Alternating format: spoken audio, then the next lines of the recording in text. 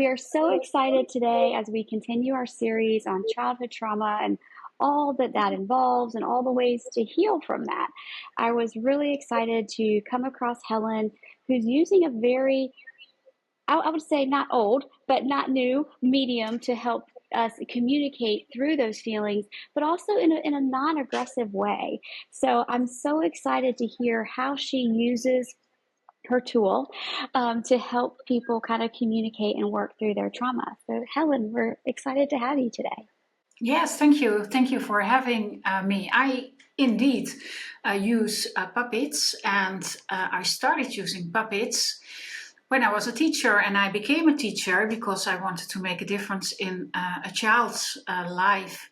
And that was because I have a background, I have an early childhood trauma myself. And I became a teacher because, I wanted to do it differently. I wanted to give children what I didn't have as a child. And that's where my journey with a puppet started, because when I was in my studies, in my final year of my studies, then I already realized that there are a lot of children that don't speak out. And I recognized some of their signals because I did that too as a child. So, I wanted to reach them, but apparently I wasn't safe enough for them. So that was the moment I thought maybe a puppet can help. And I had created a puppet during my study, so that's why I thought maybe I can use that thing once. And that was where my story with the puppet started. So I took a puppet. It was just a normal puppet, a puppet show puppet. Nothing special, and it really was a mess. That whole activity was a complete mess. I hadn't done something with a puppet before. I didn't know how to start. I didn't know what to do. So I copied some Sesame Street, some Muppet Show, and I thought, okay, maybe if I do it with a story, that will help. That was what I thought, and it went completely different than I had planned. But something happened, and at the activity itself, the only thing I could think of at a moment is, how do I get rid of that puppet, because there happened so much during that first activity. So I wanted to get rid of the puppet. I put it in my bag, and afterwards I noticed that that puppet had created something in the space. The energy was shifted, and the child that I was curious about came to me during the break and asked me if my puppet was still in my bag, because he wanted to tell it something. And I thought, really? Really? You never want to tell me something, and my puppet, it comes here for the first time, and you want to tell it something? So that was something that triggered, the puppet triggered something in me. And later, after when the children came back to school, some of them had made a drawing for my puppet. There was a boy who took a shoebox with him, because now my puppet was in my bag and maybe he could use a bat. So that was the shoebox for. And another child had made a bracelet for him. So I thought, okay, I don't know what that puppet has, but it has something, and there is something happening with the puppet in the house. So what is that the puppet has? And that was the moment, that first day with the puppet.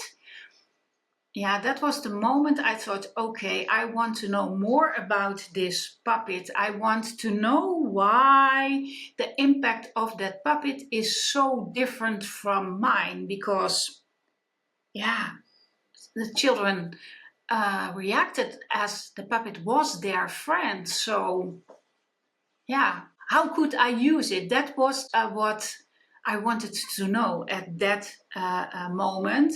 So I shifted the topic of my thesis. I was in my last year, but something in that puppet had triggered me, and I decided to dive deeper in that. So yeah, I graduated a year after that. So I expanded my studies with a year because I wanted to know. I wanted to test. I wanted to examine what happens with that puppet, and that was something else. I wanted to graduate in social emotional development because of my own youth and because that was my reason to go into education, to become a teacher. And in that last year, I got the book of Alice Miller. I don't know if you know her. Mm. It's a Swiss psychoanalytic, and she has written the book The Drama of the Gifted Child. And that teacher, that mentor, gave me that book and said, Helen, I think you have to read this book because this book is about you. And yeah, that was right. So that book, at that point in my life, at that point in my study, shifted a lot because it is about how a child adapts to a narcissistic parent. And it another thing that the book describes is the presence of Alice Miller calls it an enlightened witness, somebody who knows what's going on and is there to support you, just in very ordinary things. And that role, that was my grandmother. My grandmother was the one who always supported me, who always tried to protect me and was always there. And she baked cookies with me. She took me out for a walk. She was such a great grandmother. And I am convinced that she has saved my life just by being there. Without her and without giving me hope, I wouldn't be here anymore. I'm quite convinced about that. So that role that my grandmother had, that was what Alice Miller called the enlightened witness. And I thought, okay, my grandmother made a big difference in my life. What if a puppet could have that role? Is it possible for a puppet to be that helping witness for the child, to be the one who is supporting, who is there, who is that friend, who is low threshold? So that is always been my starting point with a puppet. It's never been puppetry, it's never been role playing, it's never been method based. It's always been, how can I build a relationship between a puppet and a child and use that relationship to help a child grow? So that's what I started 30 years ago. And 10 years later, I quit education, I quit my job, and I became an entrepreneur and founded my own business and started to spread to the world in the Netherlands because I'm Dutch from origin. So that's where it started. It started with teaching and with trial and error and finding out what does that puppet need to be a great tool for children, but also for parents and for professionals like me, because when you use a puppet, you need to learn to communicate on a different level. Otherwise, the puppet doesn't work. And so the puppet for me also was a kind of a mirror. I saw a lot of things back, and I got a lot of things back through my puppets from kids. So it was not only very helpful for children, it was also very helpful for me. I became a much better educator by using a puppet. That is what happened. So yeah, and I never stopped. So I want to jump in right there and say, okay, so when you first kind of brought the puppet into your practice, we'll say, did you think of anything else like drawing or games or role playing, or did you just go right to puppet? Yeah, I was always a creative teacher. I love art. I love drawing. I was a writer as a child already. So I have used a lot of different things to try to let children open up. But I worked with kindergartners, so they can't write.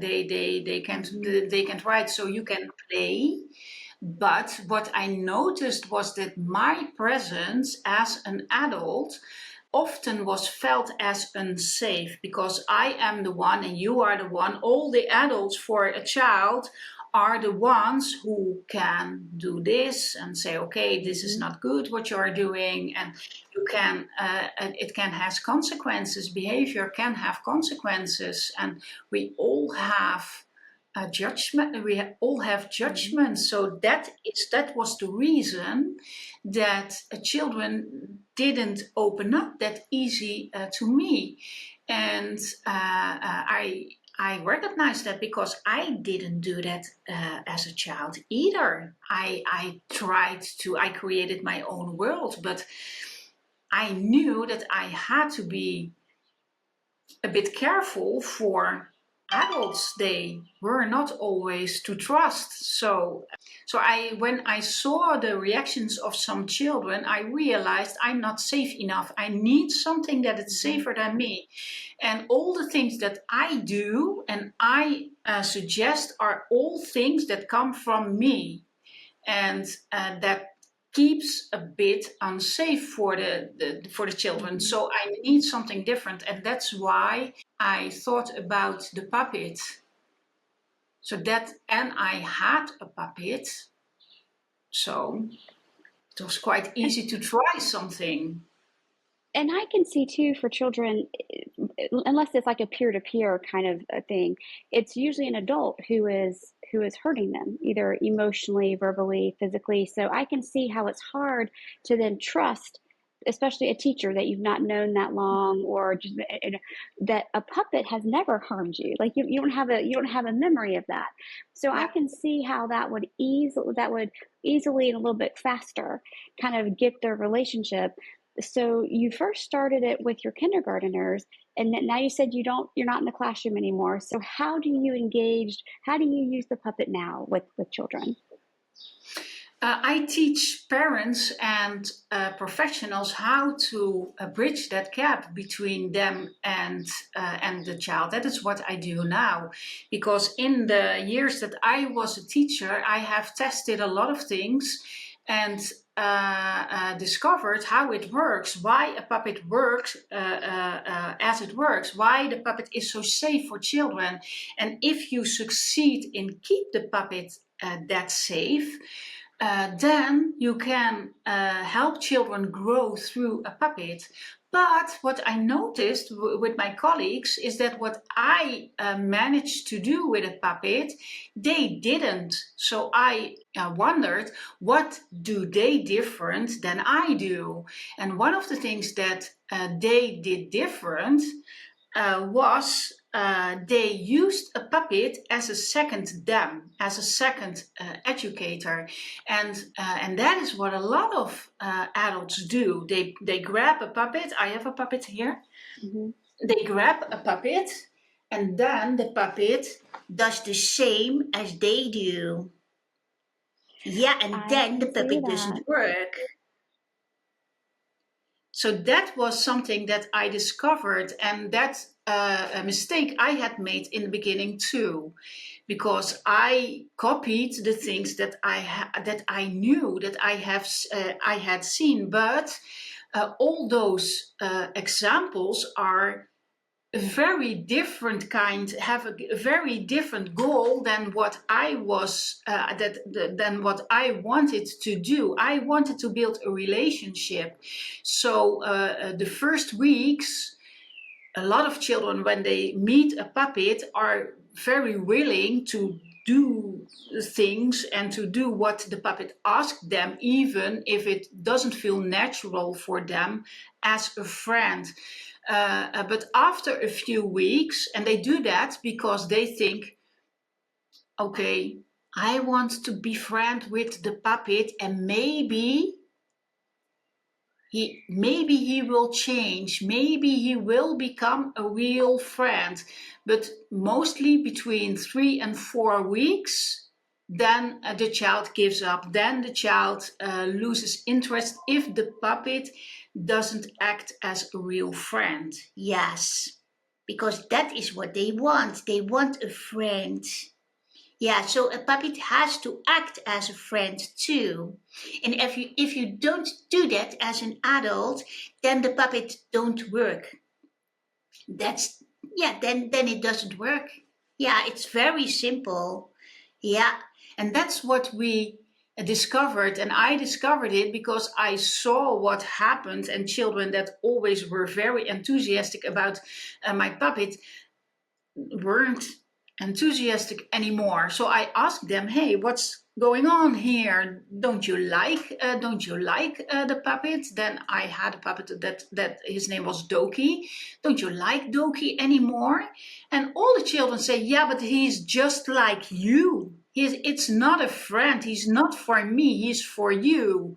And that is exactly what a lot of adults do when they start using a puppet. The puppet is there for them and not for the child. So what I learned is the puppet has to be on the same level as the child, and the puppet has to see through the child's eye, and that gives a very different puppet, and also very different reactions than when you do it as yourself. It's way more interesting. But a lot of adults, we adults, and especially we educators and teachers, we tend to come between the child and the puppet all the time. We are in dialogue with the puppet, we are in dialogue with the child, and I noticed that the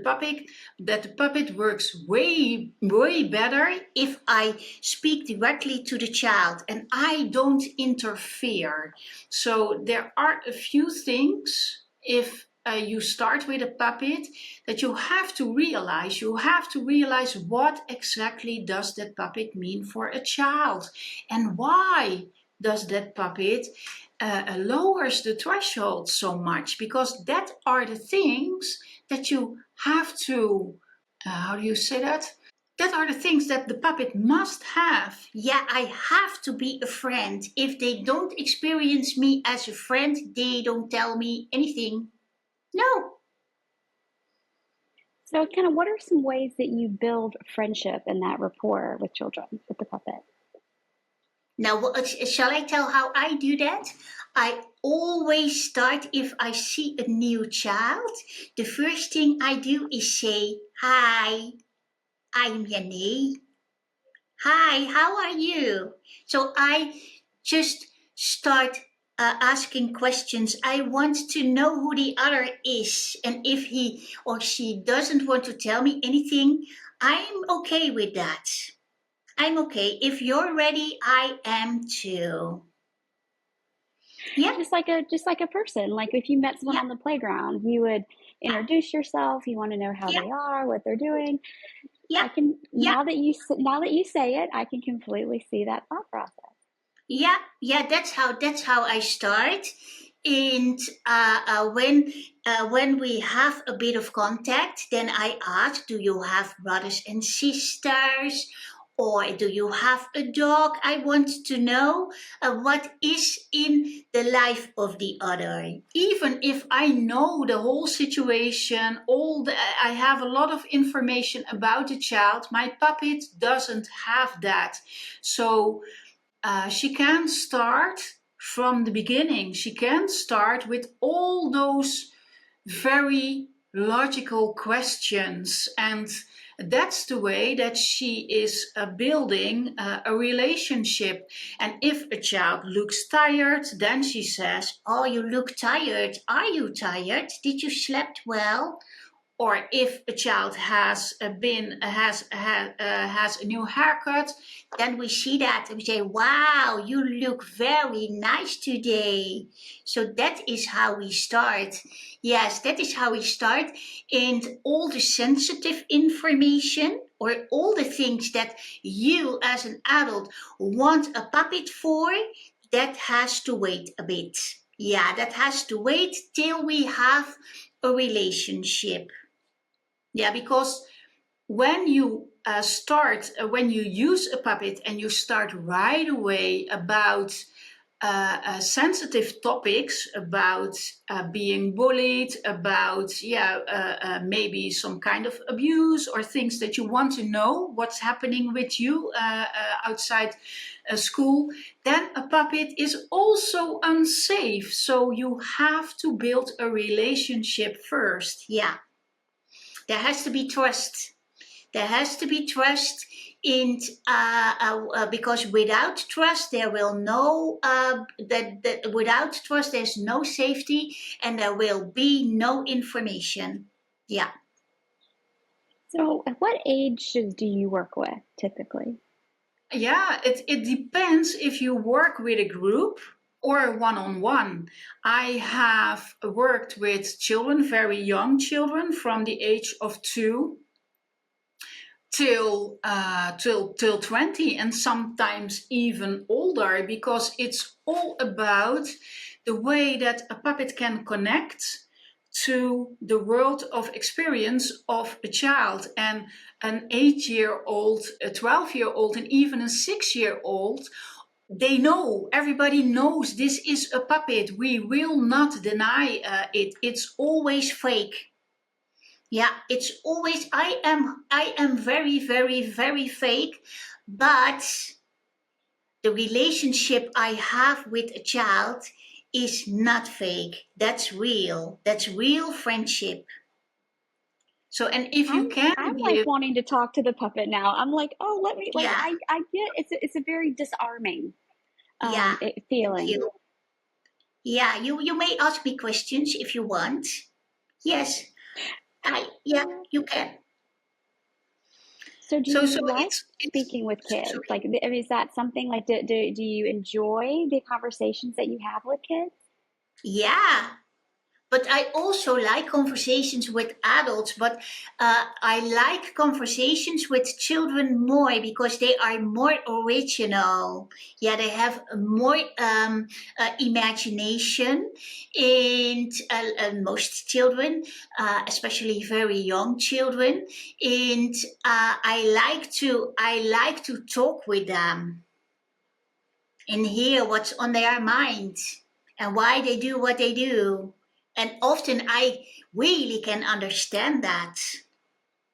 She has no judgment, and that is something character building. If you work with a puppet in what I call relational puppetry, because it's all about the relation. The relation is the basis, and that's the starting point. It is about relations and about what you can do with that relation, what you can teach when there is a relationship. So, if you want to work with a puppet in this way, then you don't have opinions, then you don't have judgment, then you only are curious. Yes. I like that Yes, you word, want to curious. know. You want to know why did you do that? So even if a child tells her that he has stolen something, then she will not have any judgment about that. The only thing that she wants to know is, But why did you do that? Did you like it? so she wants to know all the details, and she wants to know, Was it fun? And do you think that you are going to do that again? because that is information that is important for me to know. Hmm. But she only wants to know Why? And in most cases, a child didn't like it at all, so it isn't planned to do it again. So then once you as the adult kind of have this information, do you work with like the parents or a guidance counselor or things like that to kind of put a plan in place, or do you just deliver it and leave? No, when we think there is something more needed, then mostly I have to discuss with the child if I can tell it to somebody else, or if we can tell it together to somebody else, because I am a puppet. Yes, and if it is a very big secret, and I think it's too big for you and too big for me too, then I suggest that we tell it to her or tell it to another adult who can help more. And if the child doesn't want that, then I can do that. So there is trust between the puppet Mm-hmm. and the child. So if the child doesn't allow the puppet to say something to me, then I can't really do something, but I do know what's going on here. And that's why it's important not to interfere in that dialogue because otherwise you constantly are pointing an arrow to yourself and saying, I'm here too, I'm here too, I'm here too. And that will make the child react as, okay, that's unsafe for me. So there is a relationship between the puppet and the child. I know because I am there, I'm in that conversation too. I don't interfere. And the puppet asks the child, okay, what are we going to do next? I love it. And then I bet they're always like, oh, I don't know, maybe tell an adult. Like I can Yeah, see how that gives them power. And often in these situations you feel powerless because, you know, something has been done to you that you didn't like. So I like how you phrase it because it's just it's disarming. It's a word that kind of just keeps coming to mind, and you wouldn't think a puppet would do that, but yeah. I've been pleasantly pleased. Like I said I want to like just have a puppet therapy. So when you work with someone about how, if, let's say it's in a one-on-one setting, what is a typical time frame that you would work with someone with your puppet?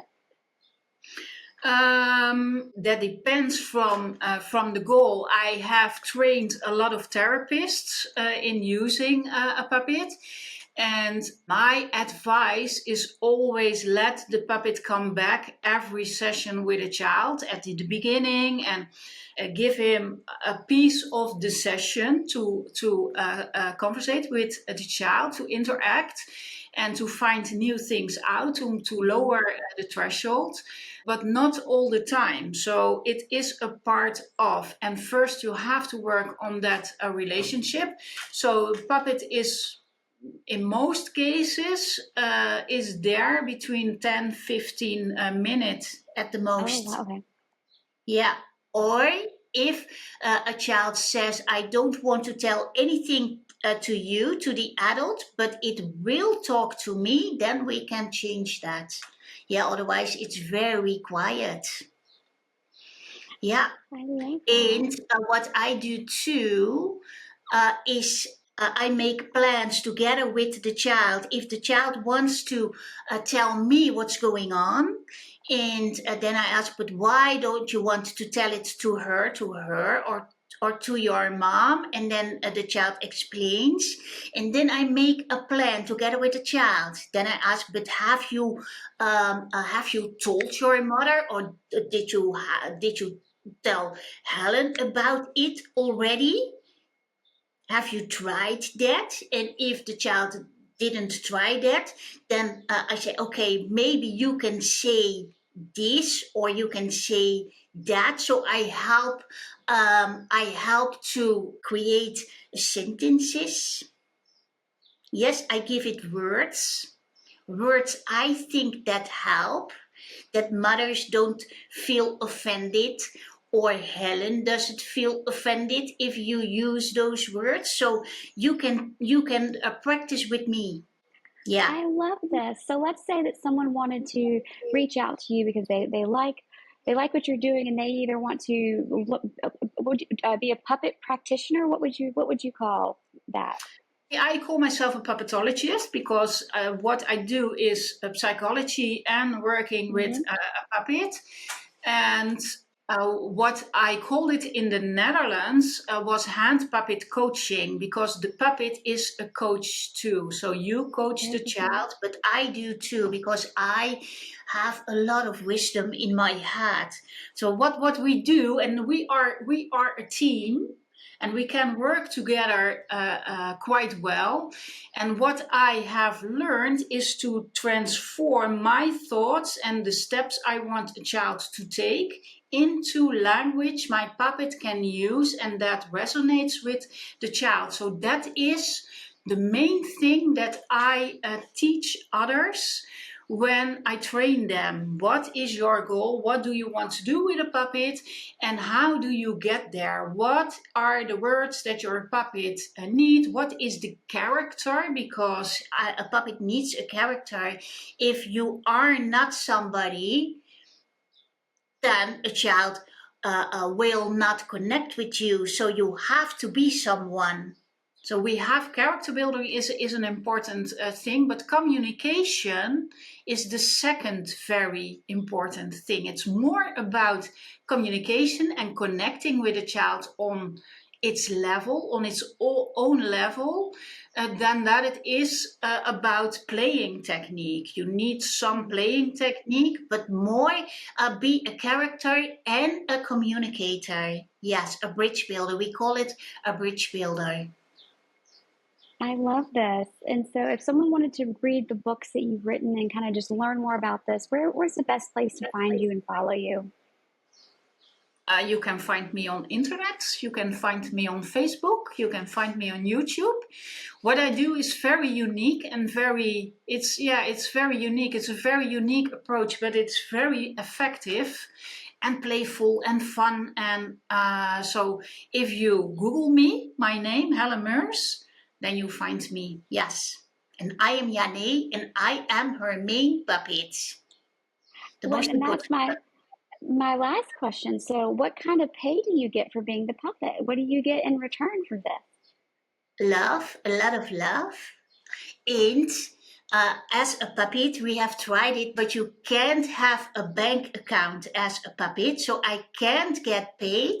But if I say I really would like that book, or I would like those toys, or I want a new iPad.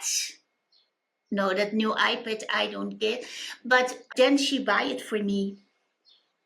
Oh, I love this. This was so good. Like, I'm so glad I got to meet both of you today. And I love the work that you're doing and the way that you're doing it. It's it's brave in the sense that you say, okay, I'm going to use a puppet to do this.